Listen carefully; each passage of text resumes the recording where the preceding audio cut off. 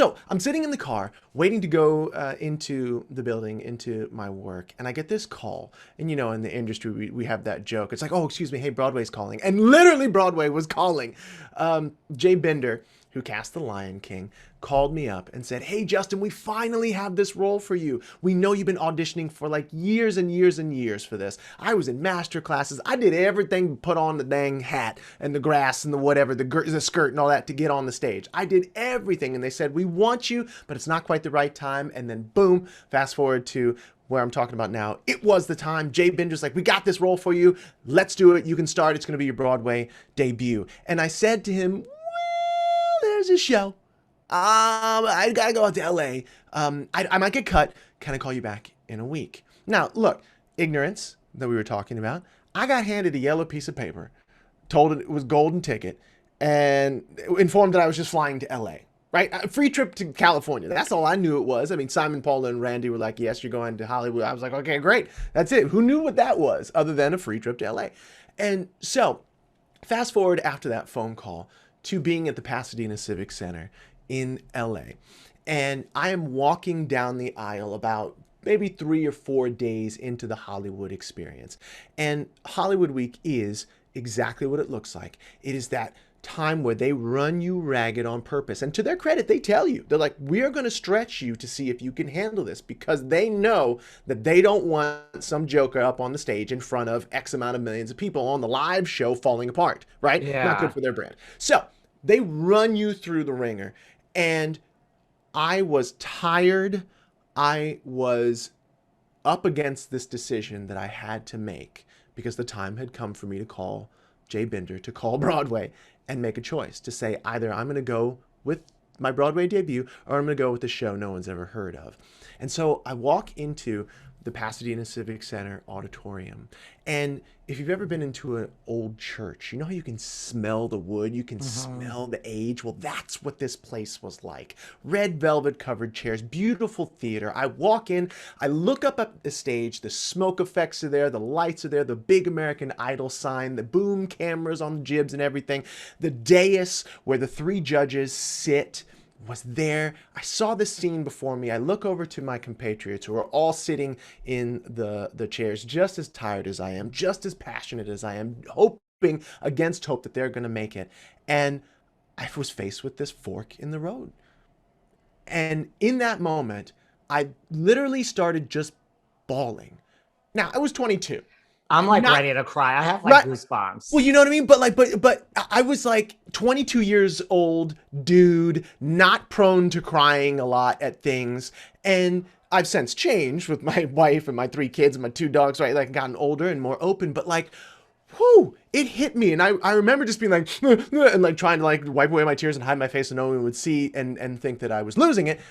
And what I realized that I didn't necessarily realize at the time, but looking back on it, I recognized that when I looked up at that stage, that was the same stage that at the 50th anniversary of Motown, Michael Jackson, for the very first time, did the moonwalk on that stage and changed the world.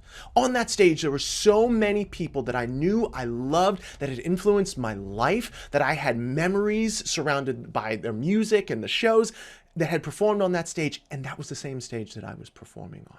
That was the same stage that I was getting to stand up and do what it was that I, at 8 years of age, said, this is what I want to do. And if you'll just forgive me, I know I'm talking a lot No, no, here. no, no, no. I want to. I'm like on the edge of my seat. Like, Okay, good, good. I just always want to make sure. no, no, So, no.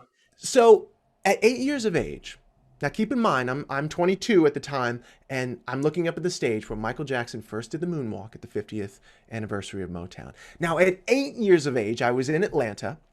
My father was a police officer in the Atlanta Police Force, who would later go on to be chief.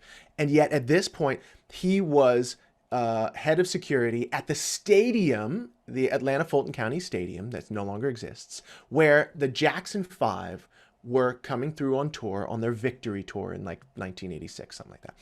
And so not only was he head of security, but and there's a whole backstory that I won't go into, but my dad just and my mom, I grew up around a whole bunch of entertainers and in entertainment and all that. And so he knew the Jacksons. And so I got great seats. And so I remember at 8 years of age being in the audience, looking up at the stage, seeing the lights, seeing the smoke effects, seeing the beautiful costumes, hearing the music, feeling the bass thumping in my chest, hearing the roar of the crowd around me, all the things that we love and miss about live performance, right? And I said to no one in particular, as I pointed to the stage, I said, I want to do that. I said it to myself. I want to do that. And at that point, I opened up a loop. And then years go by, years go by, years go by. And here I was standing at 22 years of age, having to make this huge decision to go with a show that nobody had ever heard of before, called American Idol. Maybe I'd get cut that day. Maybe I'd get cut the next day. Or to say yes to one of the most amazing shows that has ever graced the Broadway stage, The Lion King, knowing that I had worked for years to try and be on the Broadway stage, period, much less in a show that is so gorgeous.